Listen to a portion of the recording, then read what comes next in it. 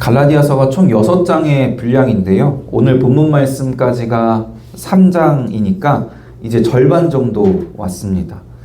갈라디아서의 주제가 무엇이었는지 기억하시나요? 바로 복음입니다. 갈라디아 교회에 예수 그리스도의 복음이 아니라 다른 복음을 따르게 되는 문제가 생겼죠.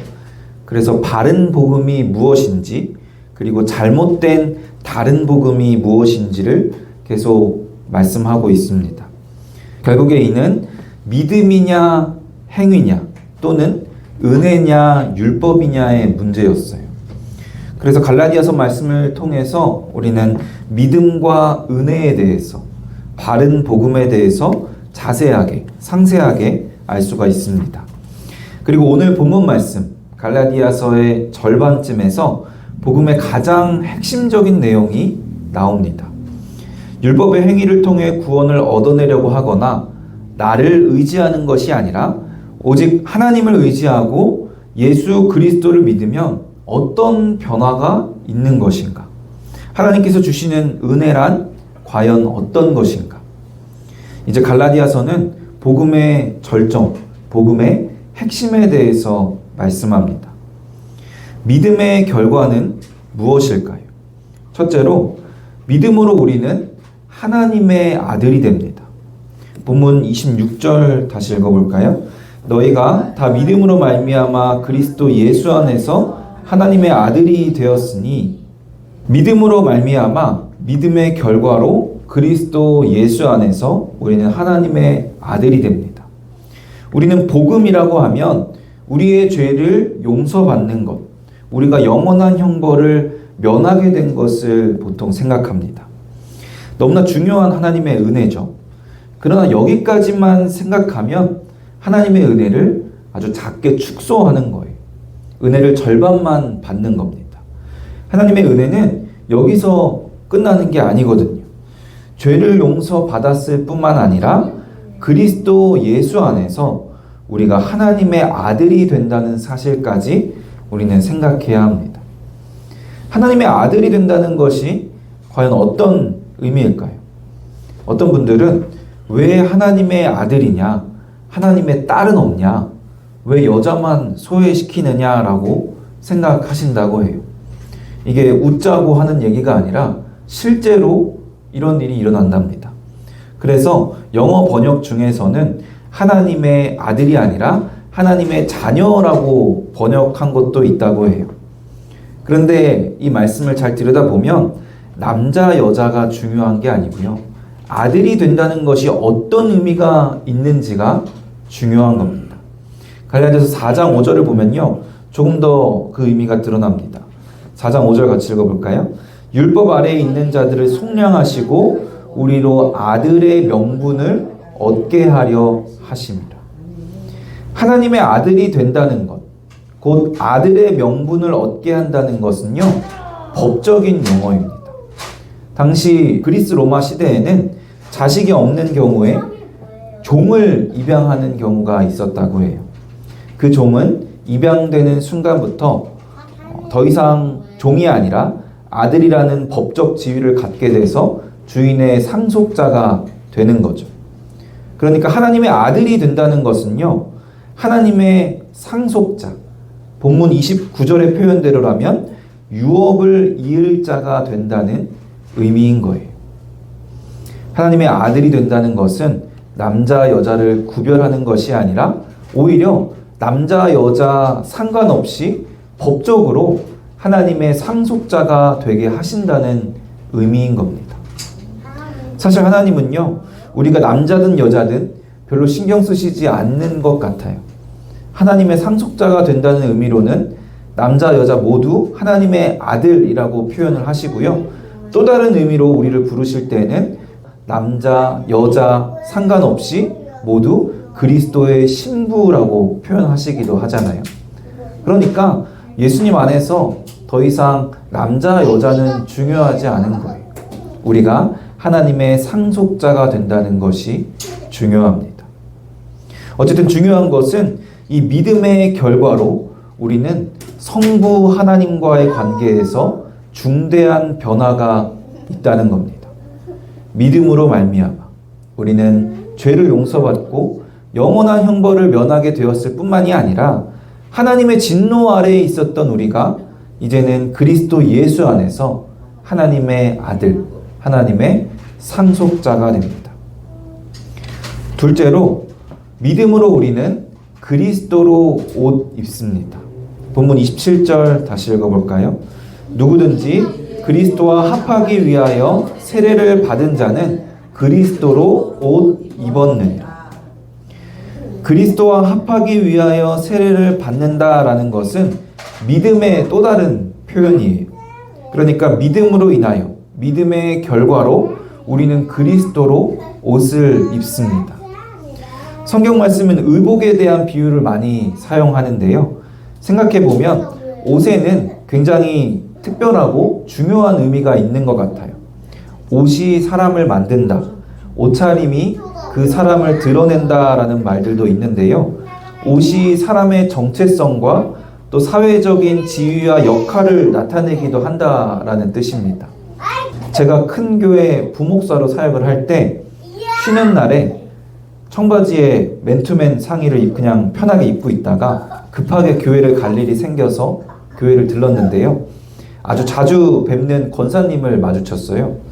그래서 반갑게 인사를 했는데 아주 가까운 거리였는데도 절 못 알아보시고 가볍게 인사만 받아주시고 지나치시는 거예요. 그래서 제가 붙잡고 다시 인사를 했더니 깜짝 놀라시면서 옷 때문에 못 알아봤다라고 하시더라고요. 우리가 생각하는 것보다 사람은 상대방의 얼굴보다 옷차림을 보는 경향이 있는 것 같아요. 제가 매일 입는 정장이 사람들에게 목사라는 정체성을 드러내줬던 거죠. 사람들이 볼 때 옷차림이 중요하기도 하지만 스스로도 어떤 옷을 입느냐에 따라 마음가짐이 달라지기도 합니다. 대표적인 예가 예비군 군복이죠. 사회에서는 아주 멀쩡하게 사회생활을 잘 하던 사람도 예비군 군복을 입고 있으면요, 굉장히 불량해집니다. 그리고 입어보신 분들은 잘 알겠지만 실제로 예비군 군복을 입으면요, 몸이 굉장히 무거워져요. 몸이 천근만근이 되고 만사가 귀찮아집니다. 옷에 이런 의미와 능력이 있기 때문에 많은 직종에서 유니폼을 맞춰 입기도 하는 거죠. 여기 경찰분도 계시는데 경찰 유니폼을 입으면 사람들이 보기에도 뭔가 달라 보이고 또 스스로도, 경찰분들 스스로도 제복을 딱 갖춰 입었을 때 마음가짐이 달라지는 거죠.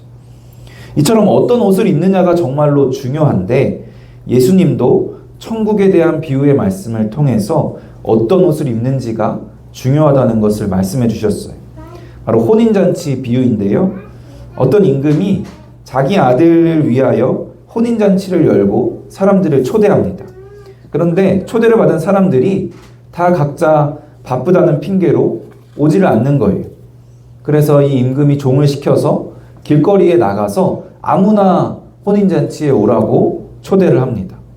그래서 이 잔치에 손님들이 가득해졌는데 혼인잔치에 합당한 예복을 입지 않은 한 사람을 보고 임금이 그 사람의 손발을 묶어서 바깥 어두운 데에 내던지는 그런 비유의 말씀입니다.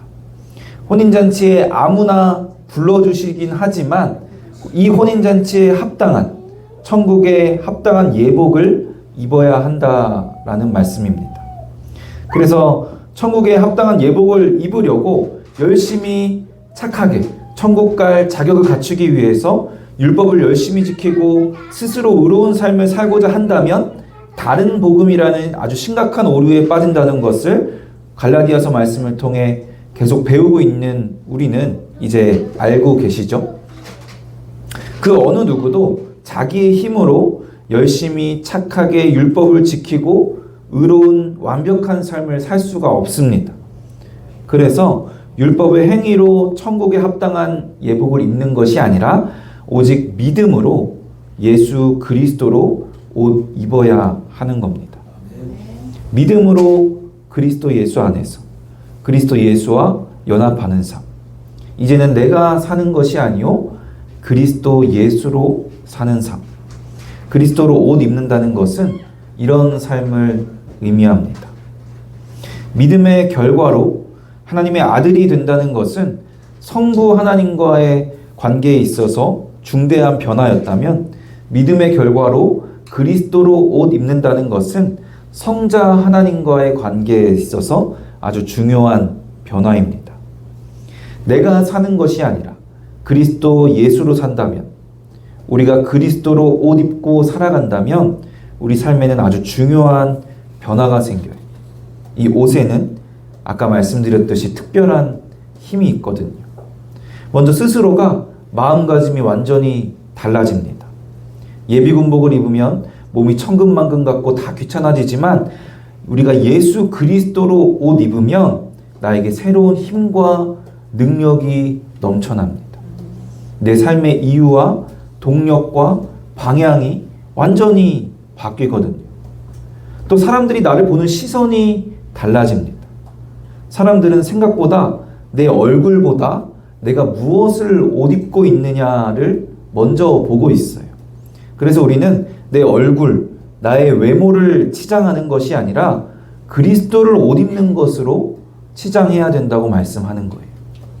우리가 그리스도로 옷 입으면 사람들이 나를 통해서 하나님의 사랑과 은혜와 능력을 경험합니다. 사람들이 나를 통해서 하나님을 알게 되고 하나님을 믿게 되고 하나님께 영광을 올리게 될 줄로 믿습니다. 셋째로, 믿음으로 우리는 하나님을 아빠, 아버지라 부르게 됩니다. 4장 6절 말씀 같이 읽어볼까요? 너희가 아들임으로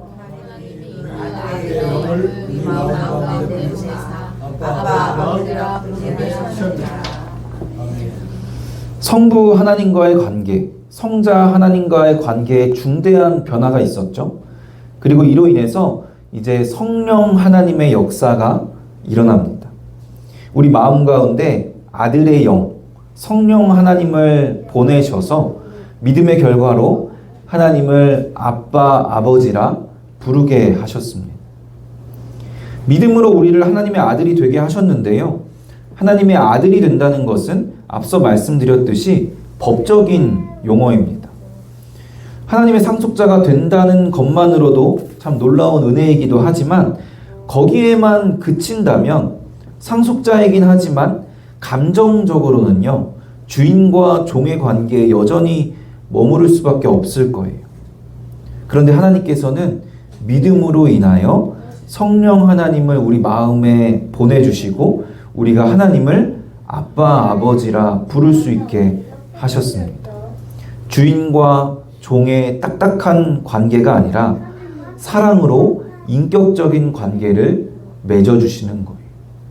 성령 하나님을 통해서 하나님의 그 놀라운 사랑을 알게 하시고, 성령 하나님을 통해서 우리도 그 하나님을 사랑할 수 있게 하십니다. 법적으로 하나님의 자녀가 되었을 뿐만이 아니라 인격적으로도, 질적으로도 하나님의 자녀가 되게 해주시는 거예요.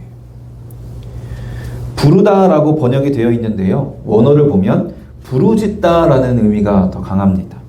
어린아이가 아버지의 사랑과 보호에 대한 아무런 의심도 없이 사랑과 보호가 필요할 때 아빠라고 소리쳐 부르듯이, 우리도 하나님 아버지의 사랑과 보호에 대한 의심이 없이 우리를 사랑하시고 우리를 보호하시는 하나님께 아버지라고 부를 수 있게 되는 겁니다.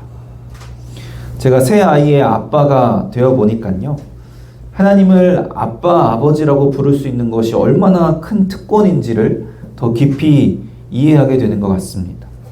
아이들이 저의 도움이 필요해서 아빠라고 부르면, 물론 아직 셋째는 말을 못하긴 하지만 제 마음이 어떨까요?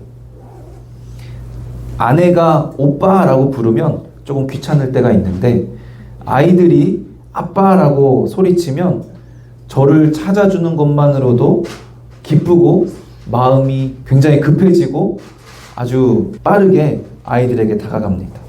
아이들을 위해서 언제든 아주 헌신할 준비가 되어 있어요. 물론 우리는 죄인이라서 제가 피곤하면 긴급하게 부를 때가 아니라 놀아달라고 부를 때면 귀찮을 때가 있긴 하지만, 마음만큼은 정말 아이들을 향한 사랑과 열정이 넘치는 거예요. 이렇게 하찮고 연약한 나도 꼴의 아빠라고 이렇게 아이들을 사랑하는데, 아이들을 보호하기 위해서 무엇이라도 할 수 있을 것 같은데, 신실하신 아버지 하나님은 우리를 얼마나 사랑하시고 우리의 부르짖음에 얼마나 신속하게 응답하시겠어요. 천지를 창조하시고 우리를 만드시고 우리를 구원하시고 이 땅을 다스리시는 전지전능하신 사랑의 하나님은 우리가 아빠라고 부를 때 기뻐하시고 우리를 위해 헌신하십니다. 우리가 이처럼 하나님을 아빠라고 부를 수 있다는 것이 우리에게 얼마나 큰 특권이고 위로이고 감사이고 기쁨인지 모릅니다.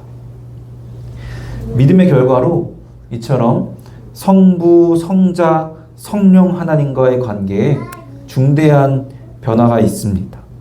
그런데 여기서 끝이 아니에요.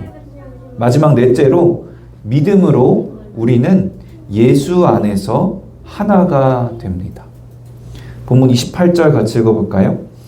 너희는 유대인이나 헬라인이나